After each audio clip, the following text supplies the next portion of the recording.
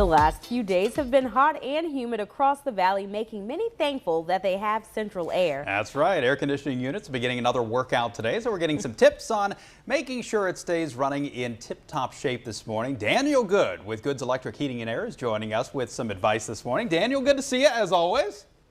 Good morning. Good to be here. So, Pleasure. when it's hot and especially humid out there, does the humidity affect the performance of your air conditioning unit at all, or is it just kind of power through?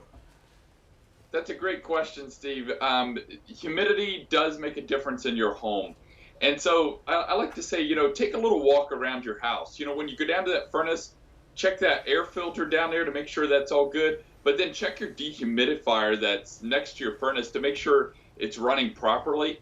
And also, I've seen over time, sometimes we have those old dehumidifiers that have been there forever, and they're not very energy efficient anymore. So make sure your dehumidifier is running correctly, and that it's being emptied, and it helps keep the humidity out of the air, and it's going to help keep your house feel a lot cooler.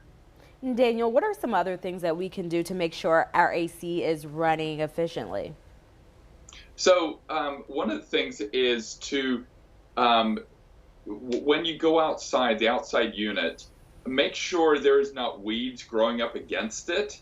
Sometimes we'll come out and there's bushes up against it, or the guy that cuts the grass or whoever that is blowing grass up against it. And so just pull that debris away and make sure it's nice and clear around there. The other thing that we talk about a lot is to have your system checked. So having somebody come out, a professional come out and make sure the outdoor unit's running correctly and is also clean from the inside out. And also your indoor unit has a coil in there that really needs cleaned from time to time. And so that's why we're offering right now from Mahoning Valley, we're offering to come out and check your system at 50% off right now. So we're here to help them out and keep them cool.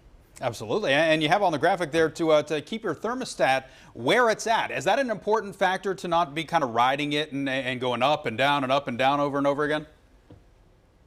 Actually, to keep it where it's at, or even at the most change it 1 or 2 degrees, because right now your system's it's in overdrive. It is running all the time, and your system will be running a lot of the time. But as soon as you change it, like I'm gone for the day, I'm going to change it 5-10 degrees. That means your system's going to have to really, really struggle and work to cool the house down by changing the thermostat. So I encourage people, just don't change it much right now, especially when it's really hot. If you like it at 71 degrees, just keep it at 71 degrees. And Daniel, is there anything that you're hearing from your customers now? What are they running into? What's the biggest issue you're seeing? What's happening is, people wake up to a hot house, or they come home from a hot house. You come home from work and they get home and, it's just the air conditioner quit running. And so right now, no cool calls. People call in, it's like, my house isn't cooling. And that is a big deal. And there's a lot of times that when you have a system check done first, we go through and catch all those little things before that happens. So it's like, you might say, well, my air conditioner's running fine now. Yeah, that's great. It's sort of like your car. If you're going to go on a trip out to the Rocky Mountains, go get it checked, because it's running in overtime. And our goal is to catch those little things before you come home. And then sometimes when it's high demand, it's hard to actually find a guy to come out and work on your air conditioner when everybody's is breaking down. That's true. And we have one more graphic with a couple more of your tips, and one of them is to make sure the filter is clean. It's something that I think, at least for me personally, I've never really thought about when it comes to the air conditioner. But it runs through the same unit if you have your furnace and everything hooked up to the same thing, right? Absolutely. So most of the air conditioners out there are all on the outside of the house, but it uses your furnace on the inside to actually blow the air through your house. And so if that filter is clogged, it can't breathe good. And so it actually uses more energy and more electricity to actually cool your house. So making sure your filter's changed, if it's a little 1-inch filter, that needs changed like once a month, and if it's a bigger filter, some of those can go up to 3 or even 6 months. But checking that and making sure that is changed and cleaned, it's going to breathe a lot better, and it's just great to be cool. It's great to live in this day and age when we can have air conditioning. It is, right? It is. It's not just for like the rich people anymore. Yes. I love it.